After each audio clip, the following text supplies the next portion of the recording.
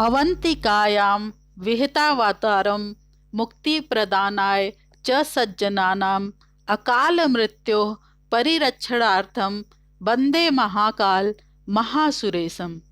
अर्थात जिन्होंने अवंतिका नगरी उज्जैन में संत जनों को मोक्ष प्रदान करने के लिए अवतार धारण किया है, अकाल मृत्यु से बचने हेतु मैं उन महाकाल नाम से सुप्रतिष्ठित भगवान आशुतोष शंकर की आराधना, अर्चना, उपासना और वंदना करती हूँ। मैं अनामिका आप सभी का हार्दिक अभिनंदन और स्वागत करती हूँ। इस सनातन चर्चा को करते हुए मुझे 1 माह पूर्ण हो गया। आप सभी का भरपूर स्नेह और सहयोग मिला। उम्मीद करती हूँ कि आगे भी अवश्य मिलता रहेगा। आप सभी के साथ इस सहयोग के लिए मैं बहुत आभारी हूँ। 12 ज्योतिर्लिंग की श्रृंखला में आज चर्चा होगी मध्य प्रदेश के उज्जैन में स्थित बाबा महाकालेश्वर ज्योतिर्लिंग की। काल के 2 प्रकार होते हैं, एक समय और दूसरा मृत्यु। महाकाल को महाकाल इसलिए कहा जाता है कि प्राचीन समय में यहीं से संपूर्ण विश्व का मानक समय निर्धारित होता था। यहाँ से जुड़ी कथा के अनुसार उज्जैनी में राजा चंद्रसेन का राज था। वह भगवान शिव के परम भक्त थे। भक्त गणों में मुख्य मणिभद्र नामक गण उनके मित्र थे। एक बार मणिभद्र ने राजा चंद्रसेन को एक अत्यंत तेजोमयी चिंतामणि प्रदान की। चंद्रसेन ने इसे गले में धारण कर लिया।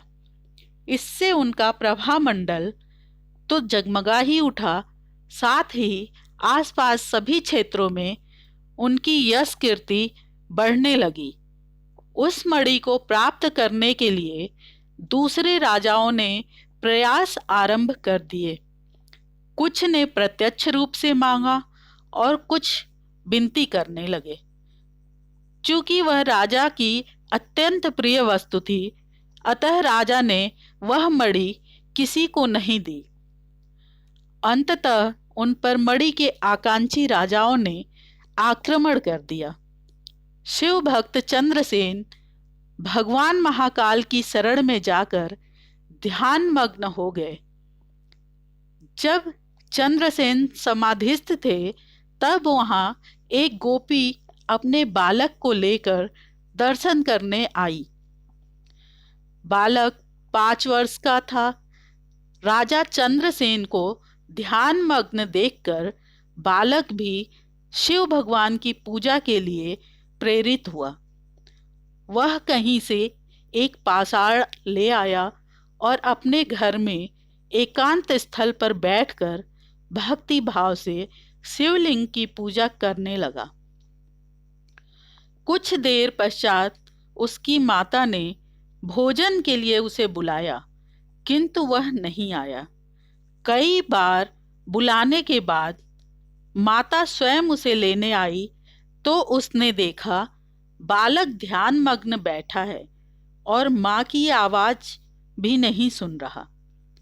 तब क्रुद्ध हो माता ने उस बालक को पीटना शुरू कर दिया और समस्त पूजन सामग्री उठाकर फेंक दिया। ध्यान से मुक्त हो बालक जब चेतना में लौटा तो बहुत दुखी हुआ। निश्चल और ध्यानमग्न बालक की व्यथा को देखकर भगवान शिव की कृपा से वहां चमत्कार हुआ और एक सुंदर और भव्य मंदिर का निर्माण हो गया। मंदिर के मध्य में दिव्य शिवलिंग विराजमान था। उसके माता की तंद्रा जब भंग हुई तो वो भी आश्चर्यचकित हो गई।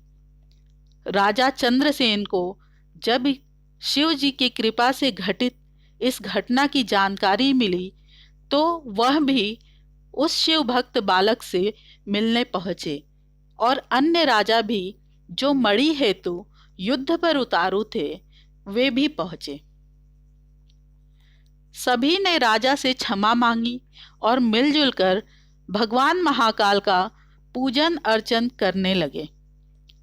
तभी वहां हनुमान जी अवतरित हुए और उन्होंने गोप बालक को गोद में बैठाकर सभी राजाओं से बोला कि शिव के अतिरिक्त प्राणियों की कोई गति नहीं है।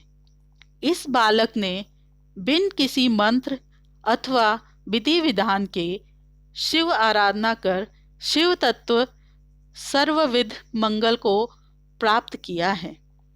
यह भगवान शिव का परम भक्त समस्त गोपजनों की कीर्ति बढ़ाएगा और इसी के वंश का 8वां पुरुष महायशस्वी नंद होंगे, जिसके पुत्र के रूप में स्वयं नारायण कृष्ण नाम से प्रतिष्ठित होंगे।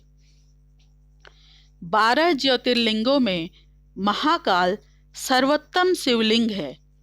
कहते हैं कि आकाशे तारकम लिंगम, पाताले हाटकेश्वरम, भूलोके च महाकाले, लिंगत्रम नमोस्तुते। अर्थात आकाश में तारक शिवलिंग, पाताल में हाटकेश्वर शिवलिंग तथा पृथ्वी पर महाकालेश्वर ही मान्य शिवलिंग हैं। वर्तमान में जो महाकालेश्वर ज्योतिर्लिंग है वह 3 खंडों में विभाजित है। निचले खंड में महाकालेश्वर, मध्य खंड में श्री ओमकारेश्वर तथा ऊपरी खंड में श्री नागचंद्रेश्वर शिवलिंग के दर्शन होते हैं। इसे वर्ष में एक बार नाग पंचमी के दिन ही करने दिया जाता है। मंदिर परिसर में एक प्राचीन कुंड है। गर्भगृह में विराजित भगवान महाकालेश्वर का विशाल दक्षिण मुखी शिवलिंग है। इसी के साथ ही गर्भगृह में माता पार्वती, भगवान गणेश व कार्तिकेय जी की मोहक प्रतिमाएं हैं। गर्भगृह में नंदी दीप स्थापित है जो सदैव प्रज्वलित होता रहता है। गर्भगृह के सामने विशाल कक्ष में नंदी की प्रतिमा विराजित है। उज्जैन के एक ही राजा हैं और वह है बाबा महाकाल। विक्रमादित्य के शासन के बाद से वहां कोई भी राजा रात में नहीं रुक सकता।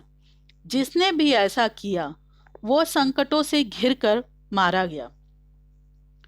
पौराणिक कथा तथा सिंहासन बत्तीसी की कथा के अनुसार राजा भोज के काल से ही यहाँ कोई राजा नहीं रुकता। कहा जाता है कि महाकाल श्रावण मास में प्रति सोमवार नगर भ्रमण करते हैं। महाकवि कालिदास, बाणभट्ट आदि की कर्मस्थली भी यही नगर रहा। भगवान श्री कृष्ण की शिक्षा भी यही हुई थी।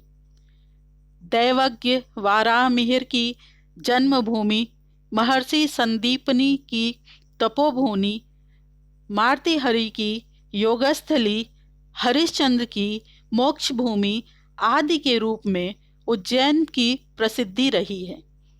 यहाँ का मुख्य आकर्षण भगवान महाकाल की भस्म आरती है। इस आरती की विशेषता यह है कि इसमें ताजा सौदाह का भस्म प्रयोग किया जाता था, लेकिन आजकल गोबर के कंडे का भस्म प्रयोग किया जाता है। महाकाल मंदिर आस्था का बहुत बड़ा प्रतीक है। यही कारण है कि मान्यता कोई भी हो, भक्त उसे पूरे करने के लिए पीछे नहीं हटते।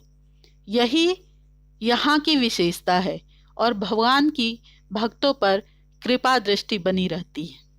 ओम नमः शिवाय। जय सनातन, जय भारत।